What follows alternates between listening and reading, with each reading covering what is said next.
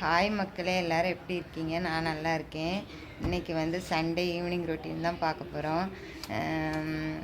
துணியை வந்து மிஷினில் போட்டிருக்கேன் கொஞ்சம் நேரம் ஊறட்டுன்ட்டு. அதுக்கப்புறம் கொஞ்சம் நேரம் கழித்து மிஷினை போட்டு விட்டேன்னா பசங்க தூங்கிட்டு இருக்காங்க. அவங்க எந்திரிச்சதுக்கப்புறம் 2 பேர்த்துக்குமே நல்லா ஷாம்பு போட்டு குளிக்க வைக்கணும். அதுக்கப்புறம் நான் துணி துவைச்சி எடுத்ததுக்கப்புறம் அலசி காய போட்டதுக்கப்புறம் நான் குளிக்கணும். அப்புறம் வந்து வெளியே பூலாம் இருக்குது, அதெல்லாம் பறிச்சுட்டு சாமிக்கு வச்சுட்டு வெண்பூசணி இருக்குது பார்த்திங்களா, அதை வந்து மோர் குழம்பு மாதிரி நாளைக்கு வைக்கலான் இருக்கேன். தயிர் சாப்பாடே கேட்டுட்ருக்காங்க. நாளைக்கு நான் வந்து மோர் குழம்பு வைக்கலான் இருக்கேன். மக்களே, இந்த பிள்ளைக்கு தலையில் குட்டி குட்டியாக ஈறு நிறைய வச்சுருக்கு மக்களே.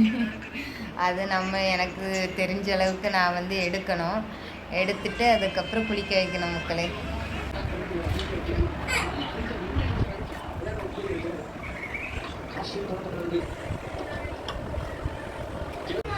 மிஷின் வந்து துணி துவைச்சிட்ருக்குது.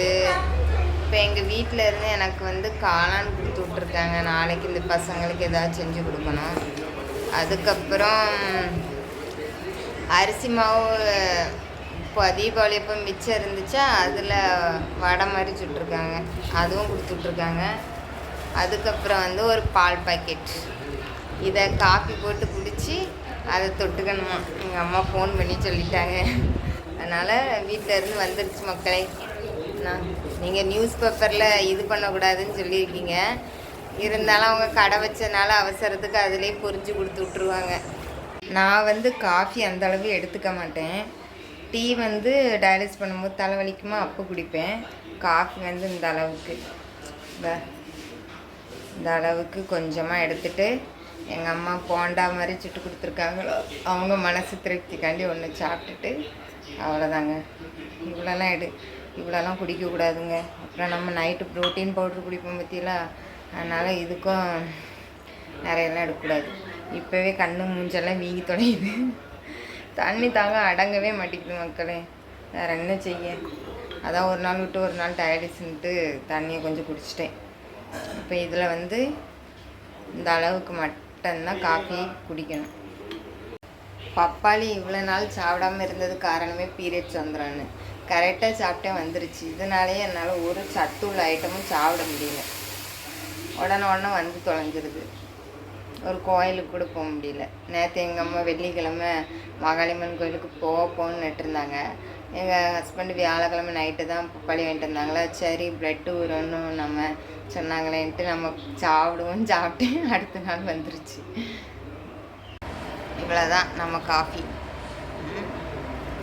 குடிச்சிட்டு துணி துவைச்சி முடிக்க போது போய் அலசிட்டு அந்த பிள்ளைகள் ரெண்டையும் குளிக்க வைக்கணும். அவன் எப்போ எந்திரிப்பான்னு தெரில.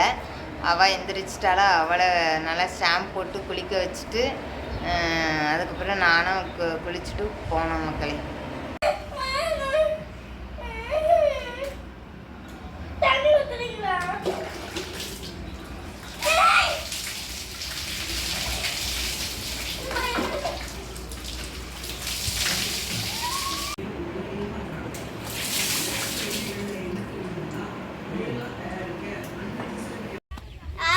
இன்னைக்கு தண்ணி ஊற்றினா சமையல் செய்ய போகிறோம்.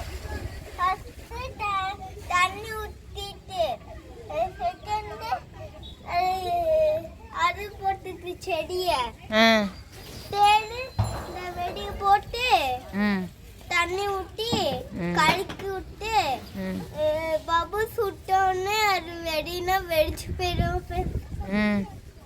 அதுக்கப்புறம் அவனா வீடியோக்கு ரைட் போட்டுருங்க.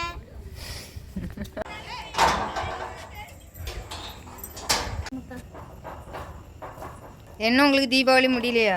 ஆமா, போ அதையும் பற்ற வை. எனக்கு ரெண்டுமே பற்ற வச்சா எனக்கு பயமா இருக்கும். பயமா இருக்காது, போ. பார்த்தீங்களா ஏரோப்ளேன் போகுது. எப்போதுமே பெரிய வயசானாலுமே இந்த ஏரோப்ளேன் போனால் மட்டும் வாயை பிளந்து பார்த்துக்கிட்டே இருக்கிறது தான் ஏரோப்ளேன் தான் நினைக்கிறேன். வெண்பூசணி வாங்க போனேன், ஆனால் வந்து அதை வாங்க மறந்துட்டேன். ஏன்னா மொபைல் கவர் பிஞ்சு இருந்துச்சா, அதனால் அது போய் ரேட்டு கேட்க போனேன். 250 ரூபா சொன்னாங்களா. அப்படியே அதை கேட்டுட்டு அதுவும் வாங்கலை. மொத்தத்தில் வாங்காமே அப்படியே வந்தாச்சு. என் தம்பிக்கு ஸ்கூலுக்கு போட்டு போக ஷூ இல்லைன்னு எங்கள் அம்மா காசு கொடுத்து விட்டாங்க. அப்புறம் எங்கள் ஹஸ்பண்டுக்கும் செருப்பு இல்லையா, அதனால் 2 பேர்த்துக்கும் செருப்பு மட்டும் வாங்கிட்டு வந்துட்டேன். வெண்பூசணி வாங்க மறந்துட்டேன்.